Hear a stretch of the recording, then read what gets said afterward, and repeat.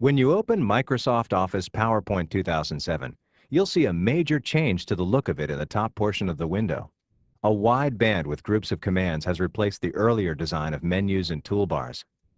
The wide band is called the ribbon, and it's something like a dashboard. It displays the commands you need and keeps them in front of you. On the ribbon, the commands you use the most are organized on a tab called the Home tab. These commands support the things you do most frequently. For example, copy and paste, add slides, make formatting changes to text, apply list formatting, work with shapes, and find and replace text. Clearly, though, all the commands you need as you create a presentation won't fit onto one tab. So, along with the Home tab, there are others. Each tab has commands that support a type of work. So, click the Insert tab to add a table, picture, shape, diagram, or chart to a slide, as well as a hyperlink, text box, header or footer, and other things. What about the slide's background design and color scheme? Click the Design tab, where you find Design Themes. When you point to a theme, you see its preview on the slide. Click the More button to see the full gallery. Customize the theme if you want to by choosing different theme colors, fonts, or a background. To animate text, such as this title, click the Animations tab and apply an effect such as fade or wipe. Note that you get a preview of the effect just by pointing at it. For more control over animation effects, use the range of options in Custom Animation. Transition effects are plentiful too. Hover to see an effects preview. Using the Slideshow tab, create timings for the show or record narration for it. Click Set up Slideshow for other options. On the Review tab, you'll find the Spelling Checker, Research Service, and Reviewing features. Want to comment about your text? Click New Comment to insert a comment.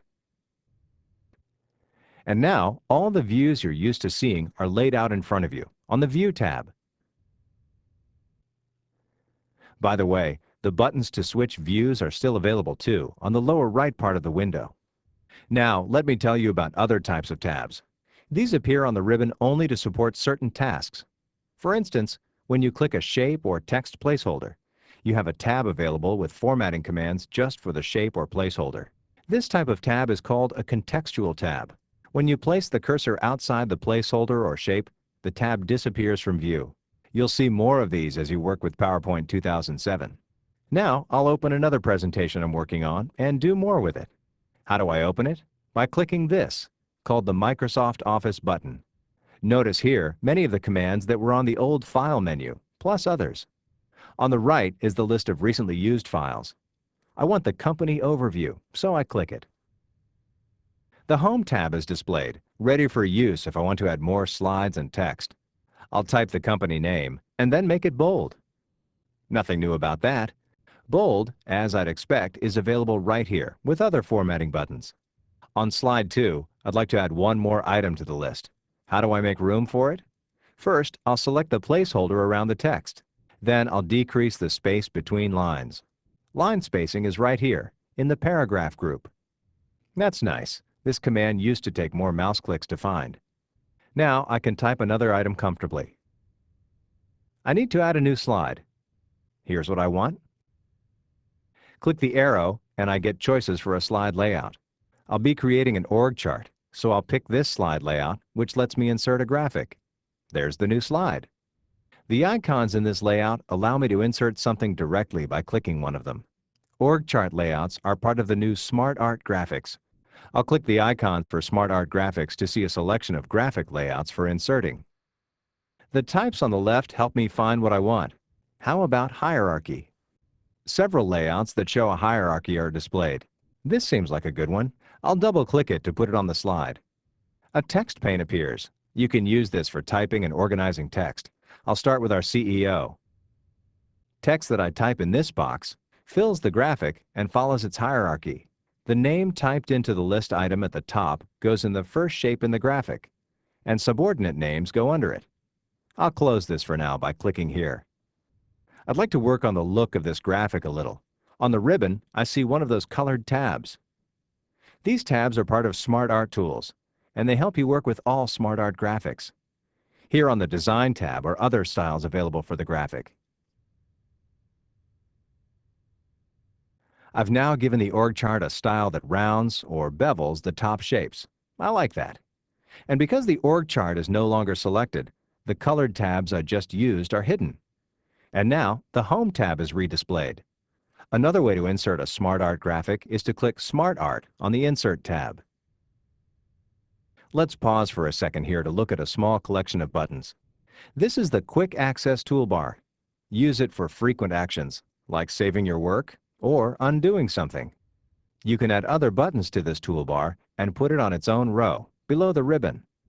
Back to the presentation. What about a look and colors for the whole show? Let's go to the Design tab. Use themes to design the slides. Earlier, you saw that the theme showed a preview when you pointed to it, giving you a handy clue about how it would look when applied to the slide. The theme colors apply to the Smart Art graphic too. I like this one. I'd like to try different fonts though. Let's check the Fonts gallery. These sets of fonts apply to the title text and body text in the presentation. When I point to a combination of fonts, the fonts show in a preview on the slide.